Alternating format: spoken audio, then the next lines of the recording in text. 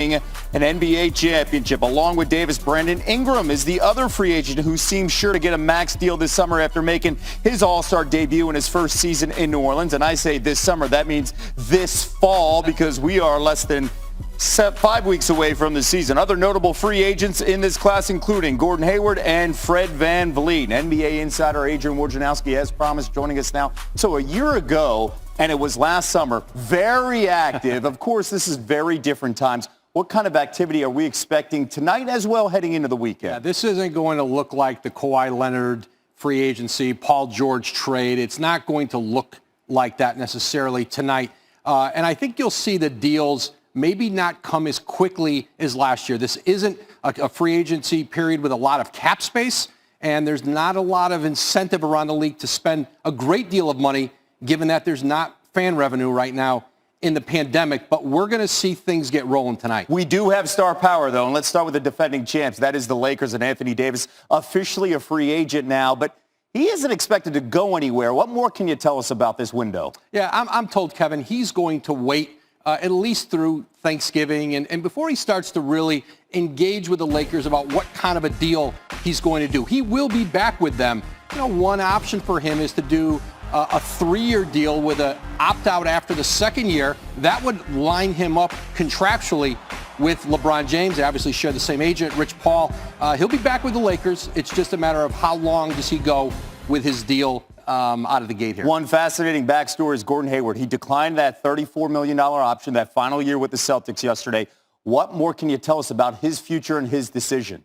It's still pretty wide open, and he's pretty open-minded still about a lot of places, including going back to Boston. It's not out of the question he could, despite the fact that he opted out, that he could re-sign with them. Indiana has talked with Boston. Obviously, he is from Indianapolis. You know, that's appealing, but there's still a lot of destinations through the sign and trade market. He can get a long-term deal with a team that doesn't have cap space by working with his agent, Mark Bartelstein, and the Celtics, where they can get some players back. And there are still a lot of sign and trade scenarios I'm told Hayward is open to around the league. And so we'll see how that plays out here today, maybe into tomorrow. You know, it'll be interesting to see how quickly that resolves itself. The Knicks have the cap space and the interest to sign Gordon Hayward. All right, keep that in mind. The Knicks, they have plenty of cap space. The Hawks have plenty of cap space. We'll see how this plays out. And Woj is already back to business with the phone. Sage, to you. All right, Kevin, how about the Greek Freak? Once again, Giannis has some attractive options available. Again, he can sign a 5-year supermax deal this offseason or next at over $45 million per season.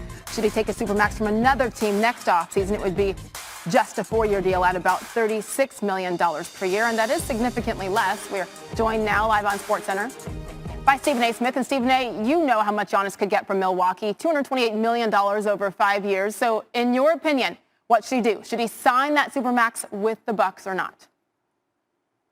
Well, I'm going to always encourage somebody to take the money. Let's get that straight, Sage. You're talking about in excess of $70 million that he would be passing up if he didn't sign with Milwaukee. So we understand that. Now, obviously, a consultation or a consolation prize, rather, would be him going to a place that has no state income tax, meaning Florida or Texas. That would basically mean Miami. But I doubt that will happen. In the end, here's the big thing to peel from this. Bogdanovich, you thought you had him, but ultimately they messed that up, you know, because now they're being investigated for tampering charges, and that deal has fallen through.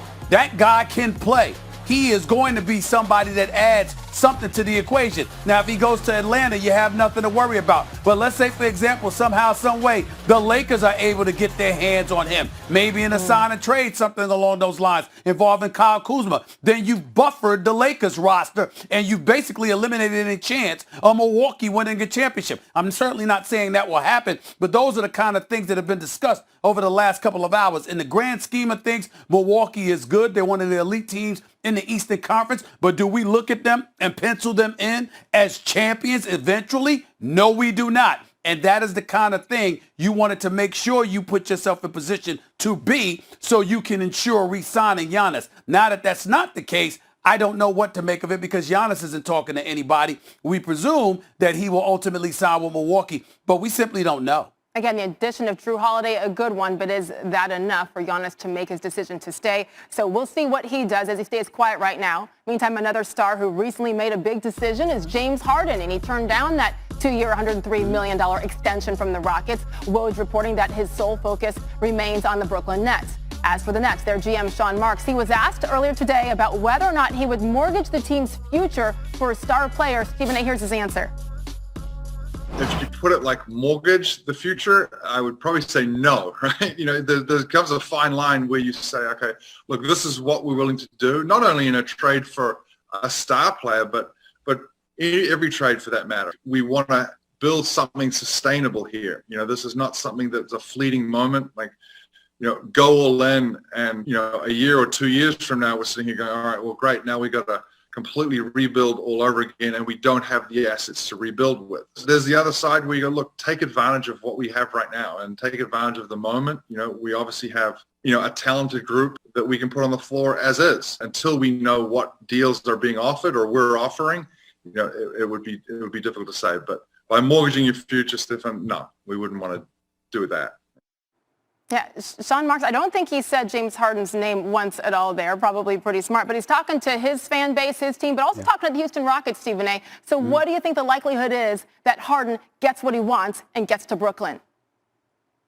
Well, I still think it's a 50-50 proposition, but let's give major props to Sean Marks. I mean, he danced better than Fred Astaire, Michael Jackson, and Sammy Davis Jr. all rolled into one, God rest their souls. The fact of the matter is, when you look at what he's talking about not mortgaging their future. Karis LeVert can play. Spencer Dinwiddie can play. Jared Allen can play. And certainly you don't want to give up multiple picks. But let me remind everybody, James Harden and Kevin Durant ain't approaching 40. Both of them are age 32. They've got at least 5 years left in this league at a very elite level. But who's to say Kevin Durant's going to stay in Brooklyn for that long? Signed a 4-year deal, 3-year in the opt-out. He didn't play this year. He's got about 2 full seasons left. You better win a championship if you got Kevin Durant on your squad. He's coming off the Achilles. You don't know whether or not he's going to be 100%. We know Kyrie Irving is injury prone, and what you have the opportunity to get is a 3-time scoring champion, one of the most prolific scorers this game has ever seen, and he wants to come to your squad